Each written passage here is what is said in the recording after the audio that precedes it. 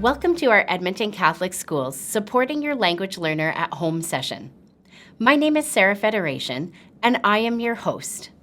Before we begin, we invite you to join us in our prayer and land acknowledgement. В ім'я Отця і Сина і Святого Духа. Амінь. В ім'я Отця і Сина і Святого Духа. Амінь. In the name of the Father, the Son, and the Holy Spirit. Amen. Царю Небесний, Утішителю, Душе істини, що всюди єси і все наповняєш. Скарби дібр, життя подателю, прийди і вселися нас, і очисти нас від усякої скверни, і спаси благі душі наші. Heavenly King, Advocate, Spirit of Truth, who are everywhere present and fill all things. Treasury of blessings, bestower of life, come and dwell within us. Cleanse us of all that hurts us, and, O good one, save our souls. В ім'я Отця і Сина і Святого Духа. Амінь. В ім'я Отця і Сина і Святого Духа. Амінь. In the name of the Father, the Son, the Holy Spirit. Amen. Nous vivons, apprenons et jouons sur le territoire de Trustees et la nation métisse de l'Alberta Région 4. Merci aux personnes autochtones de partager la terre. Merci à la terre de nous offrir la nourriture et l'eau. Si plus de gens comprennent le traité 6, l'amour de la terre et des gens deviendra plus fort. Hello, I'm Sandra Palazzo and Board Chair of Edmonton Catholic Schools. On behalf of the Board of Trustees, it is my absolute pleasure to welcome you to this special event called Supporting Your Language Learner. Edmonton Catholic Schools is proud to offer multiple language learning opportunities to our students through a variety of programs. We know that learning an additional language enriches and complements a child's first language, encourages new ways of thinking, and develops an appreciation of cultural diversity. We hope that this event will help you learn many strategies to support your child's language learning, both at home and at school. Thank you for joining us.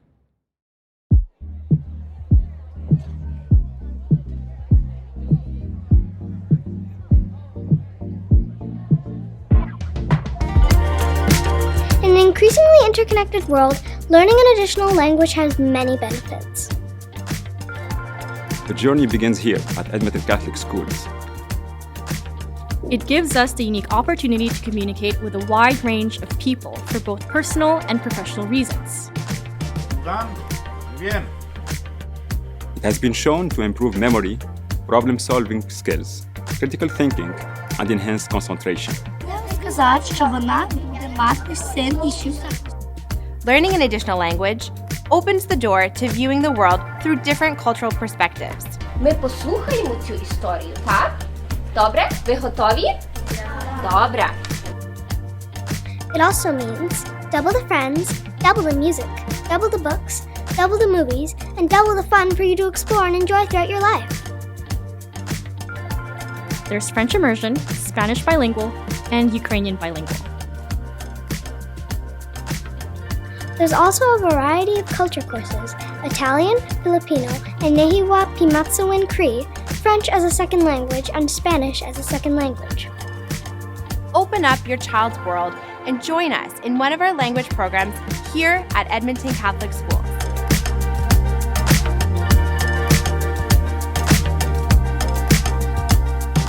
Edmonton Catholic Schools provides various ways for students to learn an additional language. We will be focusing on ways families can support their children in immersion and bilingual programs. This session will provide families with an understanding of some of the common myths around learning an additional language. And then we will look at ways that families can do activities that incorporate language into their daily lives to support reading and writing development. Lastly, we'll talk about ways families can support their language learner should they have a concern. To do all this, I'm joined by Dr. Nancy Wise, an educational consultant and researcher. Nancy works with families to gain access to supports that increase opportunities for student success in programs such as French immersion. She also presents research and evidence to dispel common myths about language learning. Welcome, Nancy. I'm so excited that you could join us to talk about specific ways that families can support their language learner at home. To start, why don't you tell us a bit about yourself and how you came to be so passionate about supporting families in supporting their language learner? Thanks, Sarah. I guess I worked as a special education teacher in the French immersion setting for 20 years, actually. And it was just so hard to watch some kids struggle. And I ended up doing a doctorate with a focus on kids that experience difficulty in the French immersion program. And that just led me to where I am today, which is, working with families and school districts and teacher organizations to just help children have more success in language programs. So, I often say to parents, you're giving your child this gift of a second or additional language. It's so important. And, there's so many benefits of bilingualism and multilingualism. And here in Canada, we just haven't yet embraced this whole idea that learning another language can be beneficial, like other countries around the world have. So I'm really happy to be here to talk about how to support children in language programs. We both know from our years in the field that families who enroll their children in language programs such as Ukrainian or Spanish bilingual or French immersion often have questions about how to support their child in the program. Sometimes they hear things about learning two languages at the same time, or they're unsure in which language to support their child at home. Rather than us determining the topics, we went right to families to see what questions they had about supporting their language learner. 3 big ideas came up. First, some myths about language learning. Second, parents wanting to know what types of activities they can do at home and in what language to do them. Third, what can parents do if they are concerned about their child's language learning at school? Let's start with the myths. There are many myths around learning an additional language. Let's see what parents are asking about. Hi, my name is Vilma, and my child is in kindergarten in the Spanish bilingual program. My question today is around myths involving language learning. I keep hearing that you should learn your first language before learning a second language. Is this true? Can children learn more than one language at the same time? Nancy, is the idea that you must be proficient in English before learning a second language a myth or a fact? So what does the research tell us? A lot of people believe that. We know that recent trends in immigration have resulted in an increase in the number of students with limited English who enroll in language programs. Interestingly, investigations conducted by Dr. Callie Mady at Nipissing University have shown that, French immersion students who are learning English as an additional language do as well as or better than native English speakers in the program. Why is that? Well, because many of these students are highly motivated to learn Canada's 2 official languages. They consider French-English bilingualism to be an essential component of Canadian identity, and they believe that bilingualism will provide them with more employment opportunities and maybe higher pay in the future. Investigators have also shown that learning a second language actually enhances English language development. How does that work? Well, students in language programs are learning the difference between English and the language that they're acquiring. So based on the available research evidence, it really isn't necessary for children to be proficient in English before learning a second or additional language. These are good points, Nancy. Having taught in language programs for many years, I definitely have noticed that language learners are naturally gifted at noticing similarities and differences between English and the language they're acquiring. Not only that, but language teachers are also skilled at pointing out these similarities and differences to students. Teachers draw explicit connections for their students, and they point out these similarities and differences to strengthen their understanding of both languages.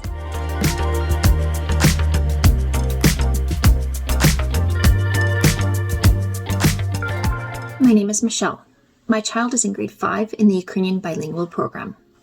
I've heard that it is more difficult for children to learn 2 languages at once. Is this true? So, Nancy, fact or fiction? Learning an additional language may weaken your child's first language skills. That's a good point because so many parents believe it, and that makes them hesitate to enroll their children in language programs. You know, language programs like French immersion are based on the model of additive bilingualism, which means that French language skills are acquired without negatively impacting the development of first language skills. Research conducted by Dr. René Bourgoin at the University of New Brunswick have consistently shown that first language skills are not jeopardized by second language learning. In fact, they are supported. We know from research that skills can and do transfer from one language to another, and studies have shown that learning a second language can make it easier to learn a third or even a fourth language. With additive bilingualism, a second language is added to a learner's linguistic repertoire at no loss to the learner's first language. So, contrary to popular belief, learning a second or additional language will not weaken your child's first language. I love this notion of additive bilingualism. So when students are learning an additional language, it's a benefit. There are no long-term negative consequences to having your child learning an additional language. When you finish school, not only have you developed great English skills, but you can also listen, speak, read, and write in another language. From a teacher perspective, I would like to share that there are so many connections that can be made between English and the additional language. For example, one thing that I like to give families is the example of story structure. Stories follow the same pattern. There's an introduction with characters, setting, and a problem, and then multiple attempts to solve a problem, and then, of course, a resolution to the problem. That same story structure is similar across languages.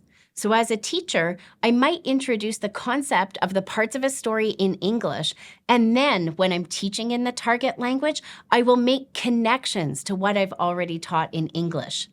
Doing this helps students make connections. First, we see what they've learned in English, and then we reinforce the similarities in both languages. Seeing the structure of a story in both languages also helps with comprehension. When you know that a story follows the same pattern, beginning, middle, and end, then that means you can concentrate more on the content and the comprehension and less on the structure.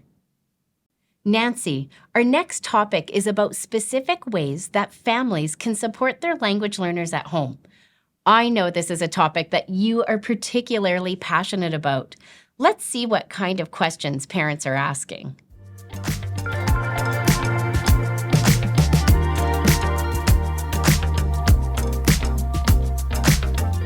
Hello, my name is Maria, and my children are in kindergarten and grade 3 in our French immersion program at Bishop Saverin. I am just wondering what would be the best ways to support my child at home, and what kind of activities can I do to support their learning if I don't really speak the French language? Often when we think of supporting our language learner, we're still thinking of homework, like sitting at the table with a paper and pencil. But supporting your language learner doesn't always have to be paper and pencil. Nancy, let's talk about some of the specific strategies. What are your top suggestions for families? Sarah, while your child's learning a second or additional language, you can do activities at home that will support the development of reading and writing skills. For the biggest impact, I suggest that families do these activities in the language that is spoken in the home, because your child's skills in the home language will transfer to the new language. I always advise families to read aloud to their children in the language spoken at home and to discuss what they read with their children to build vocabulary and background knowledge. These activities listed on the slide are intended to increase your child's phonemic awareness, which is an awareness of individual sounds in spoken language. And research has shown that phonemic awareness is one of the foundational skills that children need to become skilled readers and spellers. And these activities are done orally, not with letters of the alphabet, so you can really do them anywhere. First, try saying a word and asking your child to tell you what sound they hear at the beginning of the word. And can they think of other words that start with that sound? So in English, if you said the word bat, you want your child to identify that the first sound in that word is a B. And then can they think of other words that also start with the B sound, like baseball? You can also see if your child can count individual sounds they hear in a word. So in a word like it, can they hear that the word contains 3 sounds? It. And another thing they can try is saying sounds, or parents would do this, families, try saying sounds very slowly to see if your child can put those sounds together to create a word. That's called blending. Learning to blend individual sounds and words helps children with reading. So for example, if I said to my child, listen to these sounds, ah, can you put those sounds together to make a word? And then they would take a guess.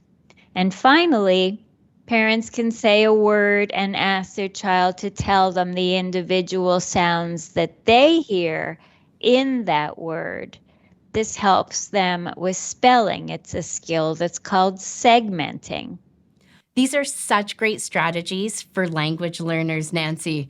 One of the things that I love to share with families, a great family activity, is actually making grocery lists. Now, grocery lists, we do them all the time. We make lists all the time, but it's actually an activity that reinforces both writing and reading. So as you're making a grocery list, encourage your child to help you make the grocery list. It reinforces that letter-sound connection by having the students or your children asking what sound does what letter is B for bananas, for example? And then once the grocery list is written, rereading it gives your child the opportunity to practice their reading skills, their decoding, and their fluency. Right, and kids need those foundational skills, especially at the beginning of their educational careers. So parents should rest assured that their efforts to support the development of reading and spelling skills will increase your child's opportunities for success in their own first language and the language they're acquiring in the language program. These are great strategies for our language learners. It sounds like the more you can bring awareness and attention to letters and sounds, the better it is for children. And certainly it complements the work that teachers are doing in early grades. I love when children can live literacy at school and at home. I would like to offer some additional strategies that are helpful for students in the older grades. First, families can be excited about their child's language learning. It's such a great way to continue to support their language learning journey. Part of this journey towards learning an additional language is recognizing from where you've come and where you are now. When I was working in the classroom with students, I loved to show students how their language had evolved. It generated such a sense of pride and motivation to continue learning the language. Second, celebrating your child's emerging bilingualism. Along the same lines as my previous point, it's important to help your child see themselves as an emerging bilingual. I just love this term of emerging bilingual because it really helps you to show your child how having an additional language is beneficial to them. It helps them discover more books, more movies, more friends, and it even changes how they see the world. Third, a strategy that I love for those older students is consuming media in your additional language. One of the things I love to recommend to families who have an additional language learner is exploring media of all sorts. So watching a familiar show, either with subtitles or in the target language, is a great way for students to be immersed. So for example, I love when you've watched a familiar show. If students love a cartoon and they've seen it in English multiple times or even a movie, then I encourage them to go back and watch that movie in the additional language. And again, it's making those connections between what they know in their first language and what they're able to do in their second language. Discovering music is another great way to support your language learner. YouTube has great curated lists, and singing along to a song in an additional language really helps develop that fluency and that flow in the language. And I also love to recommend to families that idea of creating opportunities for the family to experience the target language together outside of school. For example, in any program, so in Spanish bilingual or in Ukrainian, it's important for the students to see that that language lives beyond the walls of the school. Often there are activities that students can be involved in outside of the classroom. And I know for a fact that Edmonton has a vibrant language community with many activities that students can participate in. Exactly right, Sarah. Nancy, here's another question from a parent.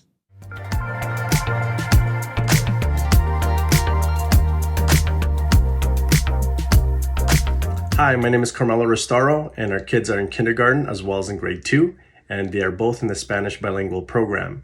My question today is, we speak English at home, but sometimes I'm unsure how to approach a teacher when there's an issue because we do not speak Spanish at home. What kind of questions should I be asking the teacher about their progress in the language? What a great question this is. As a teacher, I have had parents express concerns that they're a little unsure of how to start a conversation about their child's language learning, especially when their child is learning a language that they do not speak at home. So, Nancy, why don't you tell us when is a good time to initiate a discussion with the teacher? Well, if your child starts to experience difficulty in their language program, arrange to meet with the classroom teacher. And when you meet, you're going to discuss your child's strengths and their needs, and then develop a plan of action that includes setting goals for improvement and strategies to help your child meet those goals, strategies that will be implemented in both the classroom and at home. Strategies at home might include things like checking online every day to see what's been assigned for homework, ensuring that your child has enough time to do their homework and has a space in which to complete their homework that is pretty free of distractions, and making sure that the completed homework is placed in their backpack so that it's returned to school the following day. After meeting with the classroom teacher, set up a tentative date, maybe 6 weeks later, to follow up on the plan of action and discuss the strategies that were the most effective. Establishing a close relationship with that classroom teacher that includes regular information sharing will benefit both you and your child. I love this, Nancy. Throughout my career, I've always seen that family-teacher relationship as a partnership, that we are both equally invested in supporting that child to reach their full potential in school. And so that idea of regular communication is absolutely critical to supporting our language learners. And the other thing that I think you said that is important to me is the idea of developing a strengths-based, concrete plan to support the child in their language learning. So having that discussion with the teacher around what does your child do so well and how do we build on that? How do we leverage those strengths so that we can support other areas that they require support in? And having kind of that concrete action, having goals and strategies and a check-in will really allow the family and the teacher to provide all-encompassing supports. And you certainly mentioned pieces around homework, and I'm just going to kind of almost go back to what we were speaking about earlier. I think all of those pieces around developing that love of reading are so important as well. So continuing to read with your child, having bedtime stories, discussing what is happening in those stories will continue to support the child as well. So what if you've done this plan, but you're still seeing that your child requires some extra support? What might that look like? What are some next steps or tools that parents could access? If your child's difficulties persist, the teacher may want to share information with the school team. And most school team meetings are attended by a principal or vice principal, one or more of your child's teachers, and usually a special education teacher. And they offer fresh, new perspectives that can be extremely helpful. So it's as if each person in attendance is bringing a different piece of a puzzle, and they work together to try to address the concerns raised by the teacher. Families are usually invited to attend school team meetings, so I would advise families to do their best to get there. Establishing that strong partnership with the school administration and the staff is definitely in your child's best interests. At the school team meeting, the teacher will begin by presenting your child's strengths and needs, and then the teacher will summarize the plan of action that was implemented, what worked and what didn't. The purpose of the school team meeting is for the teacher to get additional suggestions that might be effective in meeting the child's goals. As family members, you'll have the opportunity to ask questions and participate in that discussion.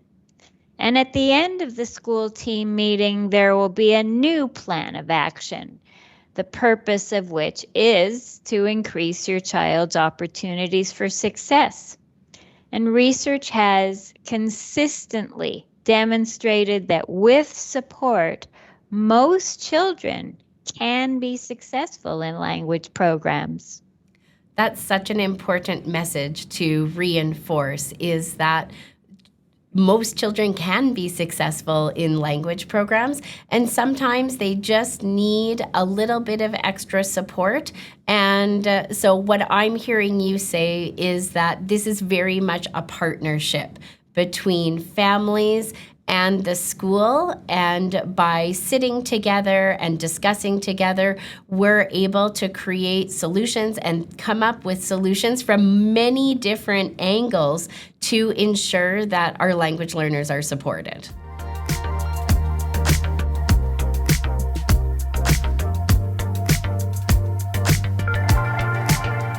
Nancy, if we were to sum up our discussion points, what would be the 3 messages you would want families to retain?